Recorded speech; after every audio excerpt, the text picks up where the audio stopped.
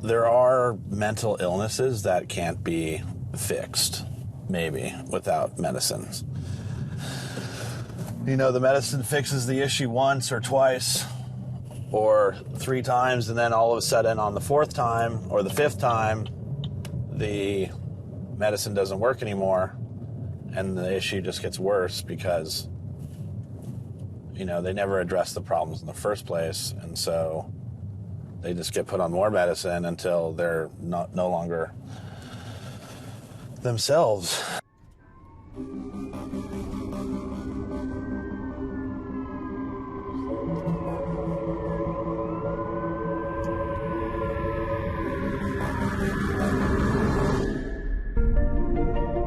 If you're one of the millions who experience anxiety and your symptoms have lasted more than 6 months, it may be a sign of depression.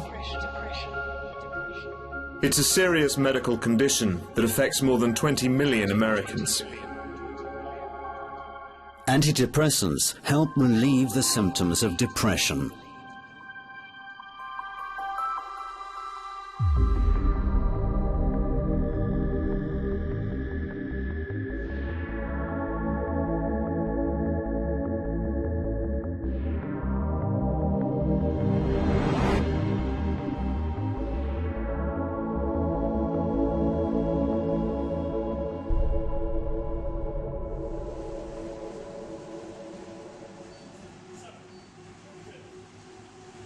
Spring 2015, New York. Denis Mikhailov, a former office clerk from Manhattan, sets a new Guinness record for continuous running, having covered 129 kilometers in 12 hours. 7, 6, 5, 4, 3, 2, 1.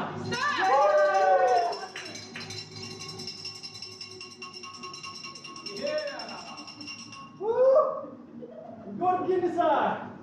We got the record, guys.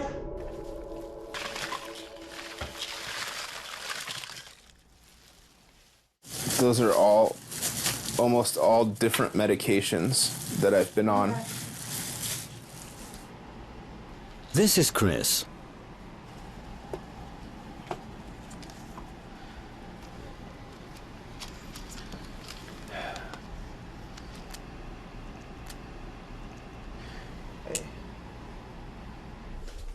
This is Josh.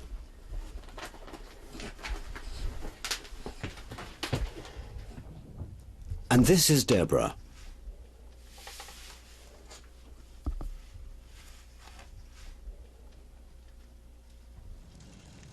But our story starts with this guy.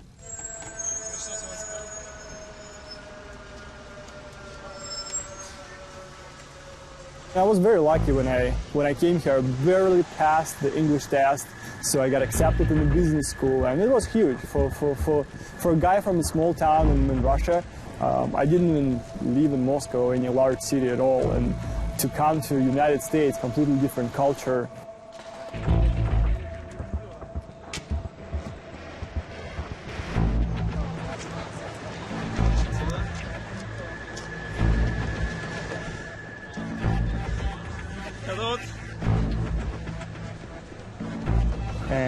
And for me, it was eye-opening experience because I learned about the world of finance, the way that the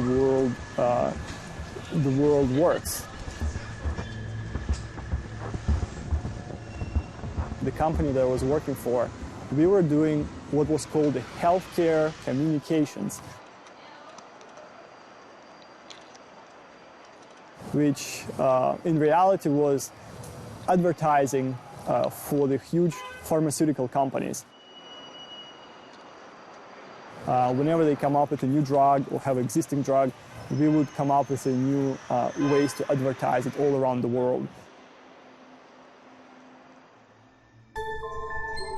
I don't want to live with depression. I want to enjoy life again. I feel this pain constantly. This guilt is always with me. Depression may be a result of a chemical imbalance in your brain. Tell your doctor about your problems and ask for a prescription. There's no need for you to feel bad anymore.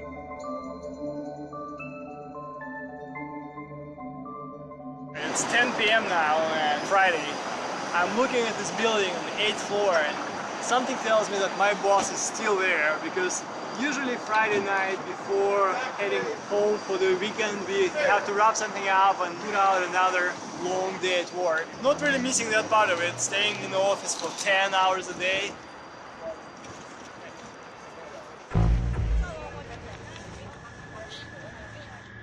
Denis now has a new view of his former job.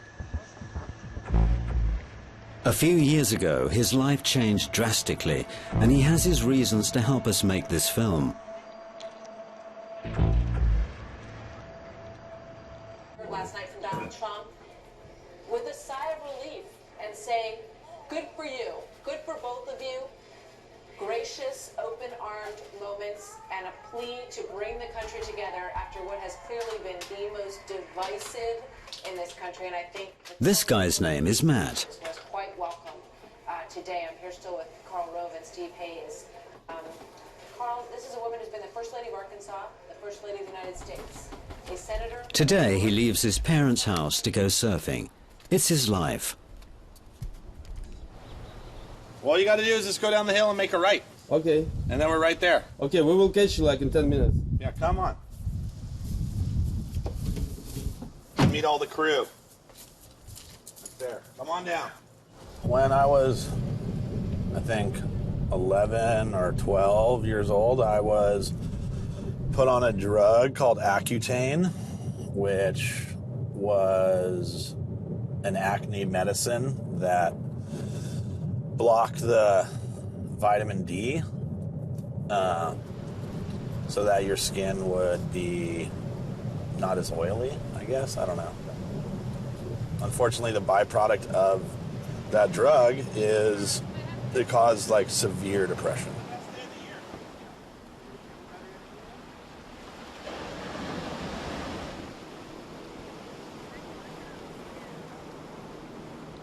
People who surrounded me in Russia when I was growing up, nobody was taking any kind of drugs. And here I was surprised to hear or see even young people taking some kind of pills to improve the mood or to get more energy. I wasn't sure what was going on.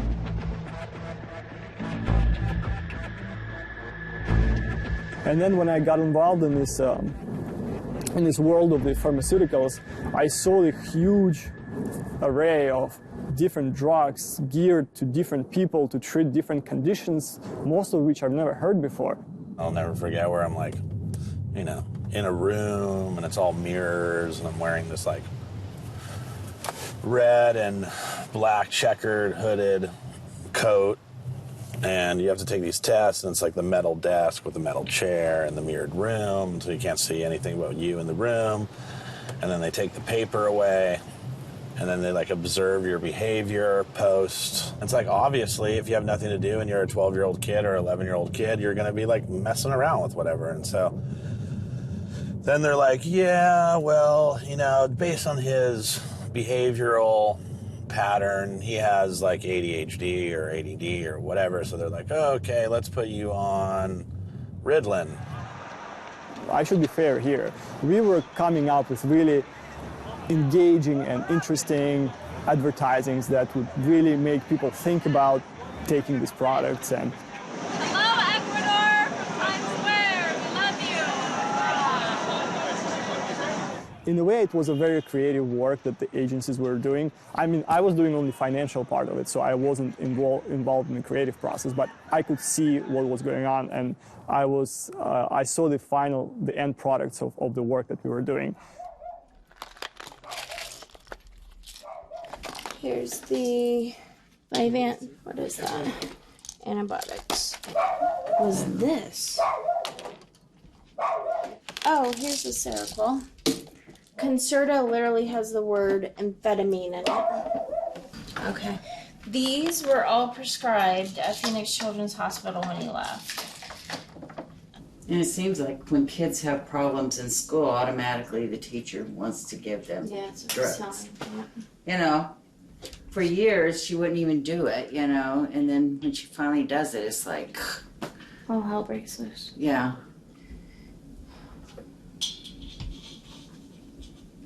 I had a lady today referring to one of the medications as homework pills.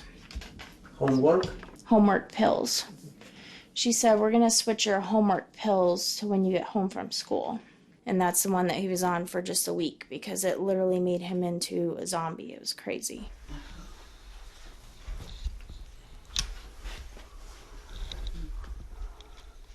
You know, they always say that they want to reunify kids with their parents. It's not their goal to keep the kids from their parents. But when I worked in the children's system, they did everything possible to make it hard on the parents to get their kids back. Like tonight, I had to drive an hour and a half just to see my son.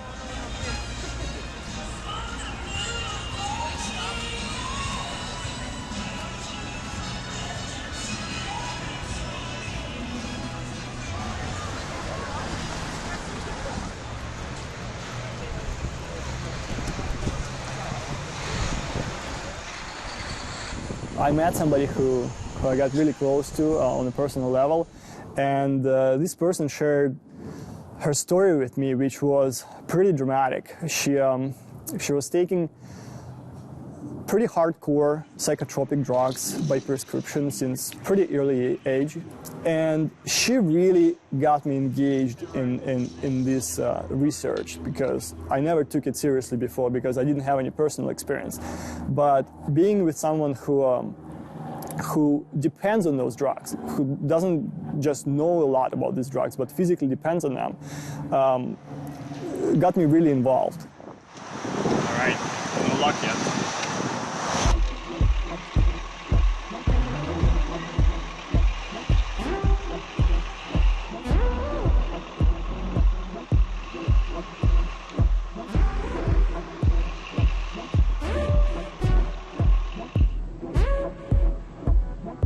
Struggle with addiction. I did it for 40 years. I actually had to go to a rehab. I got kicked out after 2 weeks, and my wife and I were on the run for 6 months. We turned ourselves in and got ourselves straight, and now we're doing good. Took years to become an addict. Takes a long time to get rid of it.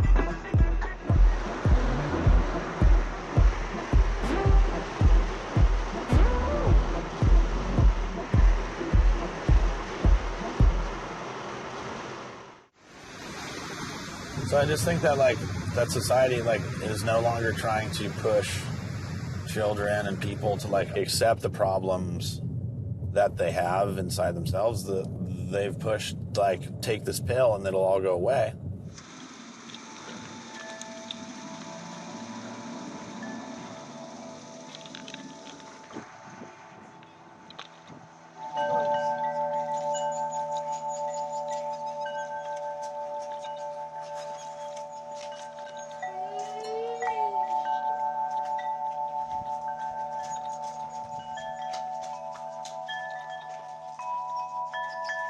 Right here, he was fine.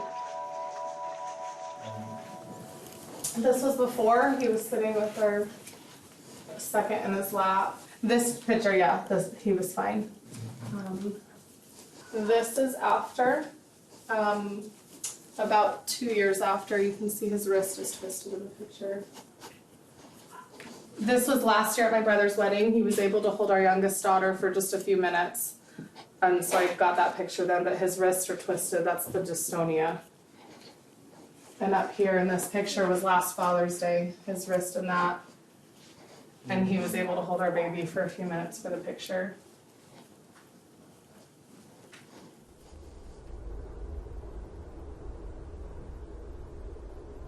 So when we watch TV too, he faces behind the couch. So a lot of the times...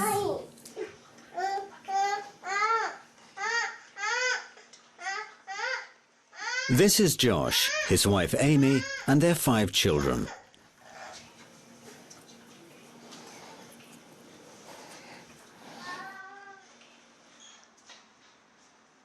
So basically what I do on a daily basis is I just pace, and I pace, and I pace, and I pace. And I don't ever get relief from pacing, but it's the only thing I can do. If I don't pace and I sit, it makes everything a lot worse, and the pain inside gets worse. My movements get worse when I have to sit still or even stand still. So pacing to me is pretty important. It's the only thing I can do. Started a new job, and I was feeling some anxiety, a little depressed. So that's when I got on. Effexor, and a few days after that is when I started feeling that inner pain, feeling like I had to get out of my own skin.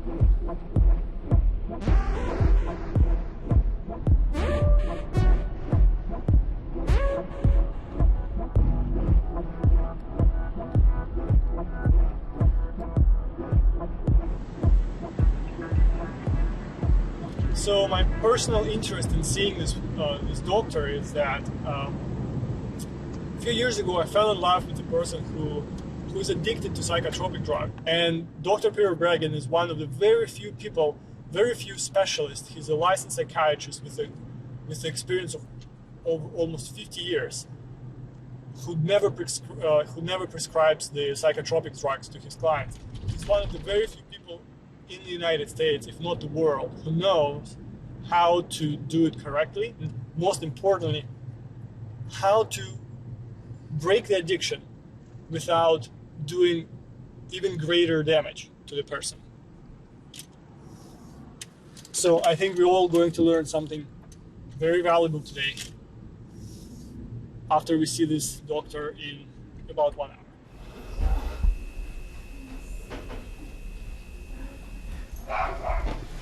We even got him like a hospital bed where he can like raise it up so he can have his legs in the air, because that's how he comfortably slept. My mom didn't know how long you guys were in here, so she... That's, his name is Cy. He's from like a redneck type reality show. Yeah, you can turn that off. Sure. Sorry. That's okay. Yeah. Redneck reality show. Yeah. Okay.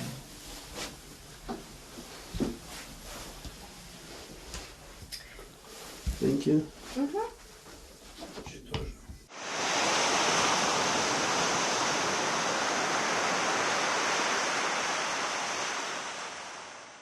And so the parent naturally wants to go like, I want to help my kid. And then the doctor's like, I can help your kid. I can give him a pill or her a pill. And that pill is going to make him happier.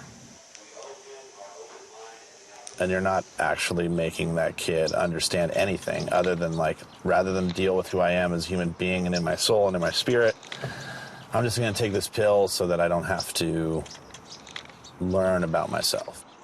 I was a punk rocker, and I was they call it a gutter punk, and basically lived on the streets, just doing whatever I wanted to do. This is Chris. Once a heroin addict, he's now hooked on medication. He came to see us with his girlfriend, Irene.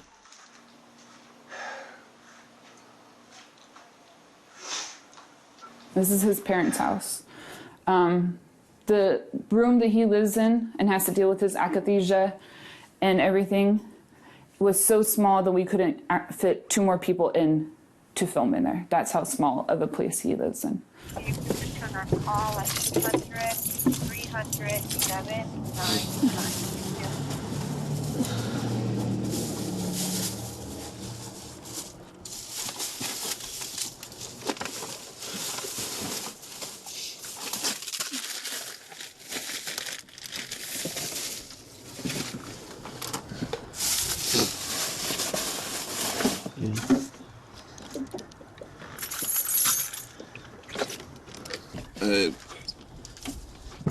I have to take it every 8 hours, so 3 times a day.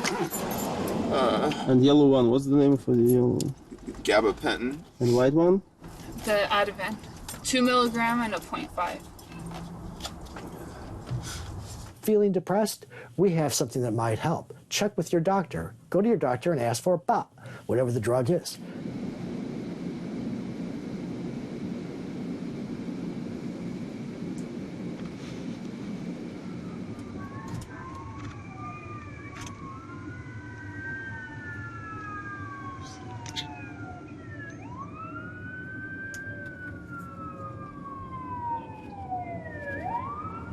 One of the things we've become expert at is how they manipulate the results to make it so that it doesn't look like there was much suicidality, for instance. Mom, I always thought people who killed themselves were weird. But I can't live another day like this. And I almost killed myself last week.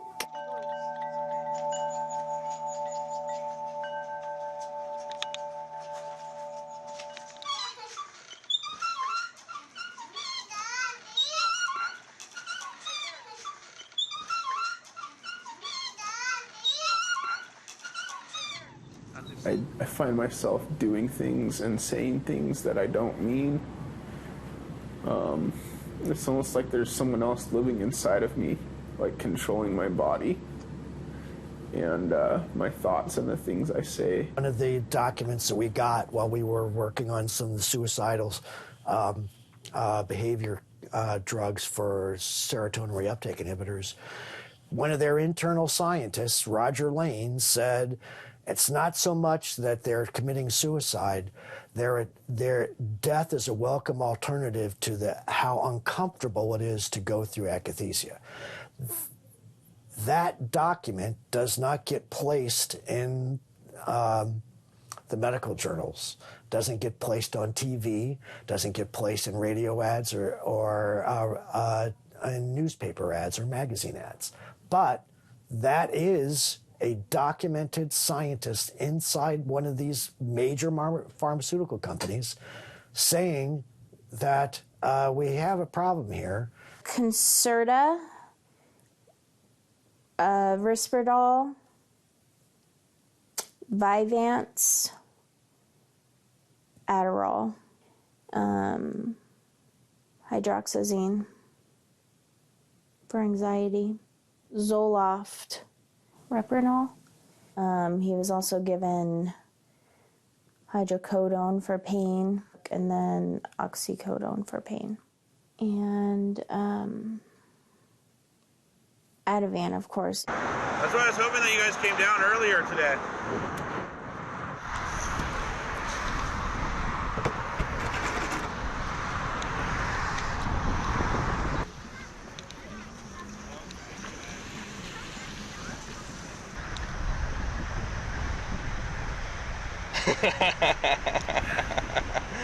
Yeah.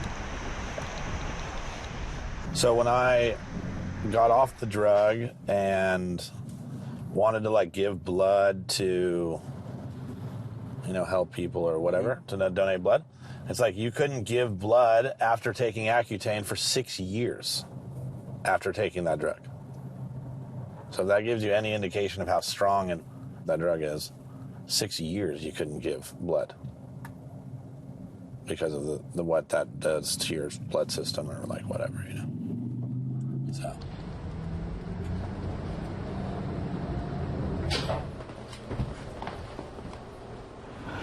I'm leaving. Do you want me to take her?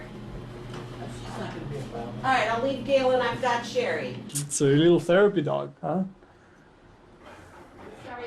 I tell stories about my dogs and patients, especially children. She's 13. Wow. She's a sweetheart. What do you think? She doesn't see much, doesn't hear much, but she smells really good.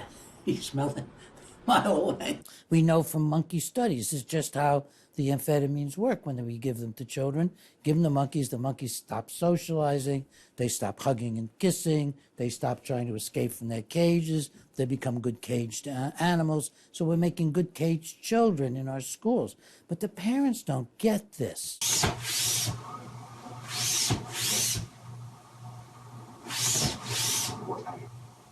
And he said, I feel like I can't stop shuffling my feet. It's hard to explain. It feels like there's, like I'm being persecuted, like I'm being tortured in a torture chamber, but it's happening inside of my body. So there's nowhere, there's nowhere to run. Yeah, I was always brought up to trust doctors. A lot of people say that, trust doctors, they know what they're doing. Until you find out that they don't. And from there, it's just a snowball effect. When you're hurt by something, a medication especially, the doctors almost become defensive when you're trying to tell them things like this, and their only answer is to try more drugs and try more drugs and try more drugs.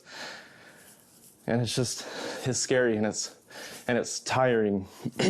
Don't go to your psychiatrist. They get offended because they have feet of sand. They're selling a false product. So they get very angry as a group. I mean, there are always exceptions, but as a group, they get angry. They might even lock you up for wanting to come off your psychiatric drugs. But they do get paid. They do get paid per kid, per, household, whatever. So, I don't know how that all works, but it's a system all in itself. So who can pay for it?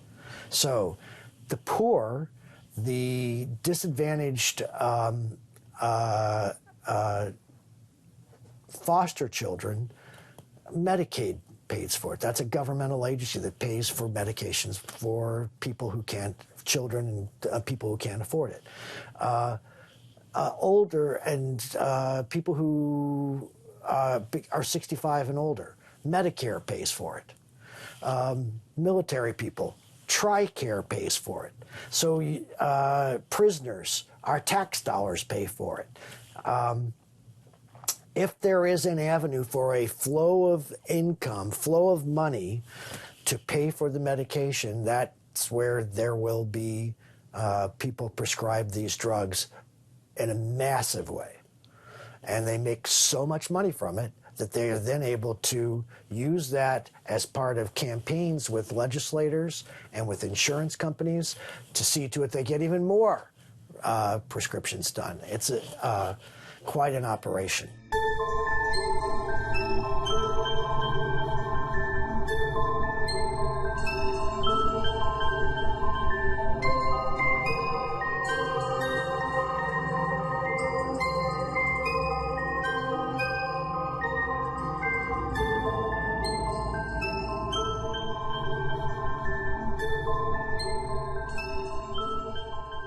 We were pregnant with our 5th child when this happened, and he couldn't hold our newborn because his hands are moving so much.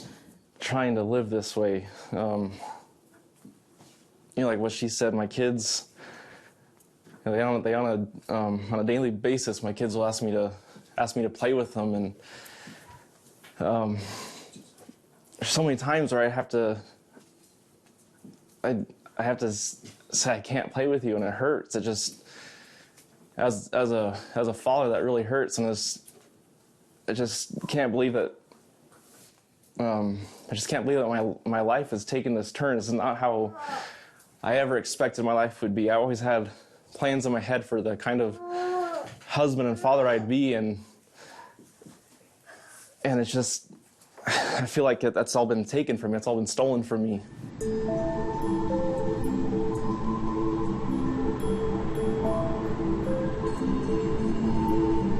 Abraham, that's my wife for 30 years, and she had 3 strokes, passed away, they brought her back, and now she's in a rest home. Been there about 5 years. It's a 2003 Power Stroke. with a 7.3 diesel in it. Wake up every morning, having breakfast with my dad and all them. So, you know, can't really ask for much more than that. Just having fun and just living the dream.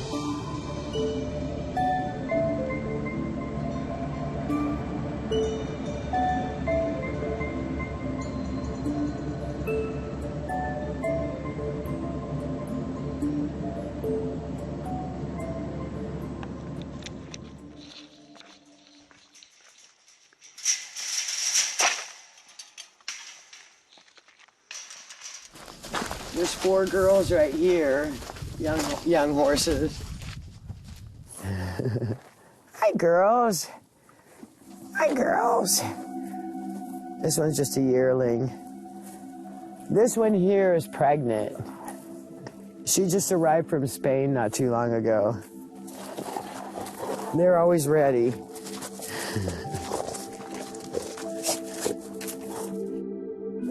Doing the things every day that are kind of repetitive but important, like washing the dishes and, you know, taking care of the horses is like that. It takes a lot of dedication, and you have to really self-motivate yourself to get up early in the morning, you know, do what needs to be done, because it's a lot of heavy work and moving them around and riding them, exercise and, you know, health care and... But they just return so much. I mean, they just give their heart so completely to you. And I just get so much satisfaction out of it. Okay, go ahead up. This top step is a little tall. So you go ahead first. Okay. Yeah. Sorry it's so small, but it is all right. About twice My as bedroom. Okay. I realized she could detect my seizures. She could predict my seizures. So I got her certified as my service dog, and she traveled with me everywhere for like 5 years. And she would tell me, she would alert me before I would have a seizure and I had time to get with someone, sit down, you know, be somewhere safe. And so she's pretty amazing. But she's upset now because for over years she doesn't have a job. It was always more, never less. They told me my akathisia was agitated depression, that my depression was turning into bipolar, as they said was quite common. Oh, it just needs more meds, new meds.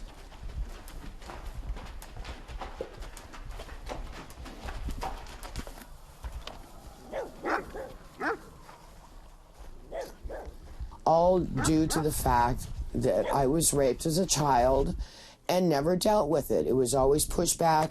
And when my parents first put me on drugs, it was they were so relieved. See, she's the problem. You know, we don't have to do anything. It's not our fault. You know, she's crazy and all that. So I finally got so fed up, I decided myself that I would get off. Well, I found that wasn't quite so easy.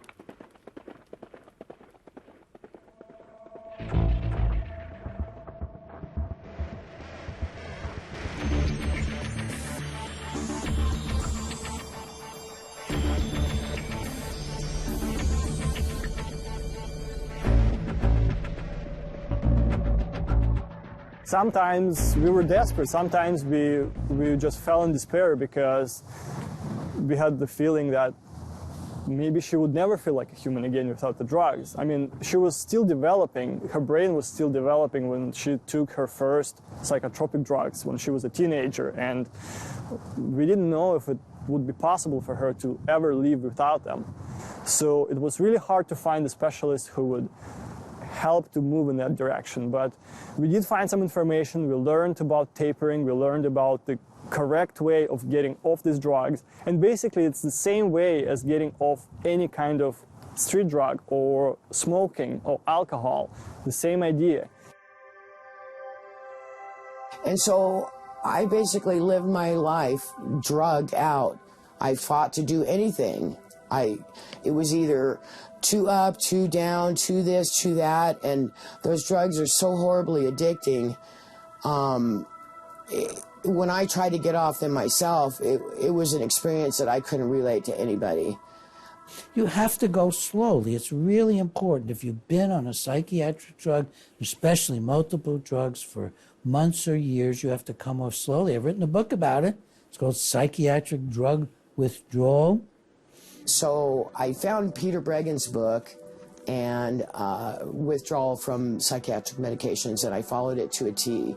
I took all my 7 medications, just shaved off a little piece of one every day, and it took me over a year, and I finally got off of everything.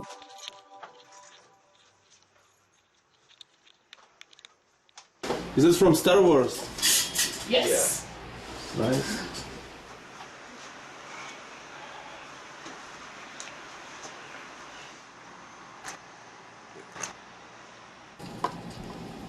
This is a 2 milligram, and this is a half a milligram, and I take both of these 3 times a day, so it's 7.5 milligrams, and by shaving it down, I've gotten down to about half a milligram in maybe five months. So it's a very, very long, slow process, and he's in withdrawal. And this is only one medication. I have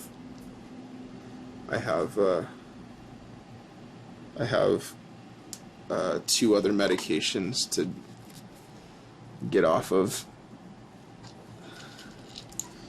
Some of the documents we have is like, why is this important? Like withdrawal. Some drugs are, once you get on them, it's very difficult to get off them because they change the architecture of the brain. When the drug's taken away, people think that their depression is returning when actually they're going through withdrawal. Just like you were like withdrawing from cocaine or withdrawing from heroin, it's withdrawal. And for these companies, it was a big deal to not, some of these companies, to not have the withdrawal be a feature in the labeling.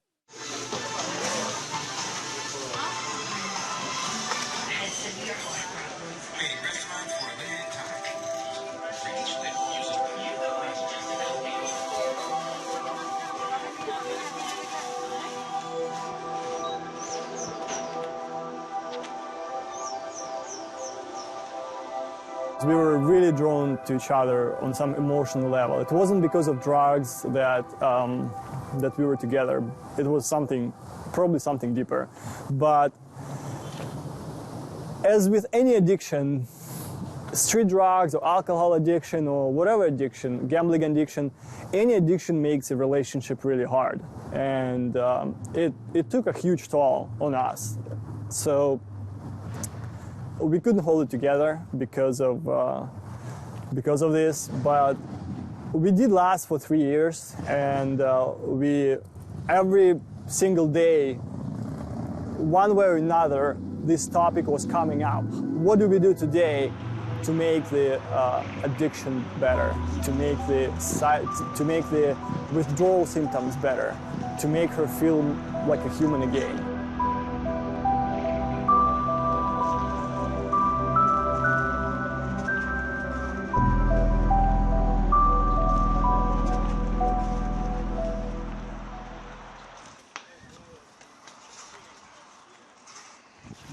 My bike I kind of consider to be a lifesaver in a way. The one thing I can do, and I'm comfortable doing outside, is getting on my bike and riding it. It helps because on my bike I'm constantly pedaling, so I'm moving, my legs are always moving, so it helps. I'm sitting, but I'm moving, and I enjoy it. I can get out and I can move around. Normally, everything inside my body feels like it's just going 1,000,000 miles an hour, and I feel like I don't have any control over anything in my life, nothing. But when I get on my bike, I have control over my bike. I can, I feel like I have control of my bike, and that's a relief for me to have control of something. The bike definitely helps a lot, and I like to go at night because there's not a lot of people outside at night, and I can just kind of be by myself and not have to worry about running into people. And that helps a lot too. That takes a lot of the worry and the stress off. This is what horses do for me. Oh, show me. It's really nice. It's kind of a bodybuilder, you know? Yeah, it makes me feel good, you know, and that kind of like happened surprisingly. One day I'm like, oh, and even in the back, all my muscles, you know, I'm proud because I'm 61. And most of the women I know that are 61, you know, like couch potatoes, you know. Today? So you're looking at the waist, yeah? Yeah. He's always looking at the waist. Yeah. It's a bit cold. And this Topanga right here. Oh. Like 1 minute away. A lot of people. Obviously, if I wasn't in the sea and wasn't participating in like the ocean, like I don't know, I'd be dead. Well, I think that you never get rid of it. You know, I think that's the thing that the parents and society and doctors and psychologists and things like maybe don't understand. There are no lifetime studies. I mean, one of the more recent approvals in the FDA of a stimulant for so-called ADHD was 3 weeks long. So then you're going to say give it for months or years or a lifetime? And why are the studies only 3 months long? Because the drugs don't work. They're all neurotoxins, so after a few weeks, the patients get worse. So you can't carry the studies beyond a few weeks. This is such a giant fraud. I'm just really in shock that it continues on and on. All the research, all the long-term studies, which are people like me. There were no long-term studies in the beginning when those drugs are approved. I'm the long-term study. I was affected horribly by those drugs. They never helped me. It was all a mistake. I should have never been put on drugs. I should have been nurtured a little bit by my parents and not told that I'm a reject and I deserve what I got and it was all my fault. And I'm just not, like everybody else in the family, defective. When those parents put those kids on the drugs, they're teaching those children that there's something wrong with them. That's something that's instilled in there, and they will likely never get over that. They're defective. They need a pill to fix them. You know, every human being on the earth has their own issues. And children, when they go through trauma like that, what do they need? TLC, understanding, somebody to take them by the hand and tell them it wasn't their fault. And this is how you get through it. You be strong. You don't just take a pill and just forget about it. I mean, it's just ridiculous. To me, it's like laziness on the parents' part and not enough concern to look into the facts and see what happens to these kids long term. It's not a good outcome. It's not a good outcome in any way. It never helps. How he was? Well, he was a very happy young child. And when he hit about 4 or 5, he started to become very rebellious. We tried to deal with it the best way that we could. And it just kind of, it was just the kind of, you can't make me do this. And anything we would say, he would be argumentative about it.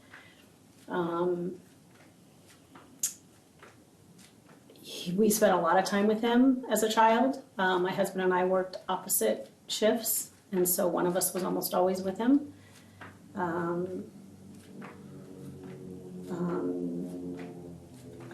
It just kind of escalated as he got older. And when he was about in 4th grade, he started having a lot of trouble in school. So we started seeing a psychologist, and he would not talk to the doctors. We tried to do family counseling and things like that, and he wouldn't talk. He said that we didn't love him. That was what he always told the doctors. That was his problem, is that we didn't love him. That was his perception, that he was not loved. And He never did like open up to the doctors. We did put him on Ritalin in 4th grade for 1 year, and we took him off. And that 1 year he was having a lot of trouble. It seemed to help from our perspective.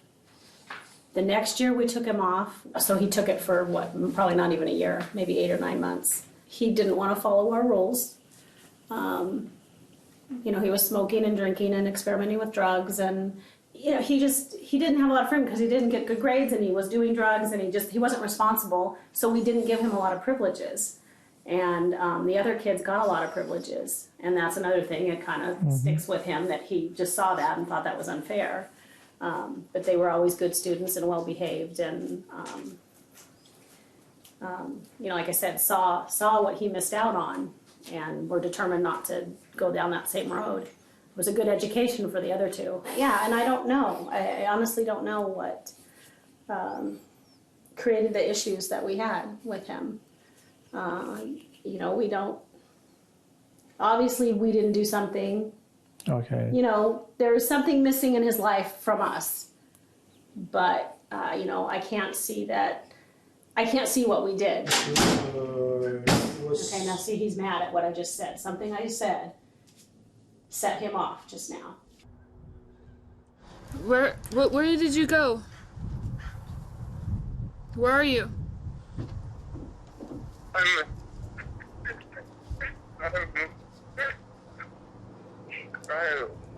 I just started walking. I know, but where? Which way? Okay. I said okay.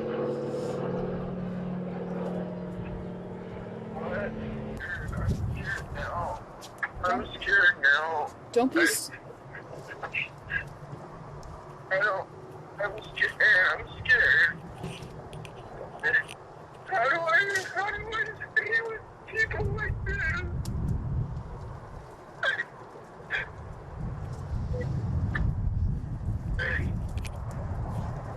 They literally have no compassion.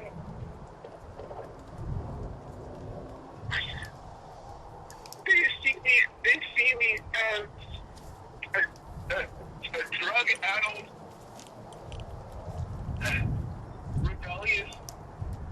rebellious teenager